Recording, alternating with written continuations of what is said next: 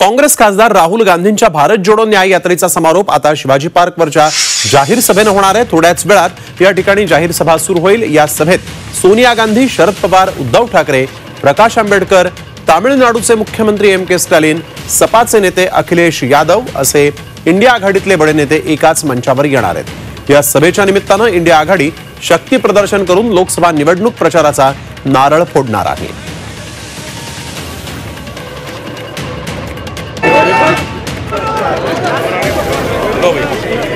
राहुलजी तर राहणारच, प्रियंकाजी गांधी आमचे नेते आणि देशाचे काँग्रेसचे अध्यक्ष खरगे साहेब, मल्लिकार्जुन खरगे साहेब, सोनियाजी गांधी सुद्धा येतील असं शक्यता आहे। आणि बाळासाहेब आपल्या उद्धव बाळासाहेब ठाकरे, शरद पवार साहेब, स्टॅलिन आहेत, अखिलेश यादव आहेत, तेजस्वी यादव आहे, ही मंडळी आणि आपचे खासदार पण येणार आहेत। त्यांचाही प्रतिनिधी इथे सभेमध्ये येणार आहे। जवळ 15 पक्षाचे प्रतिनिधी या सभेत येणार आहेत।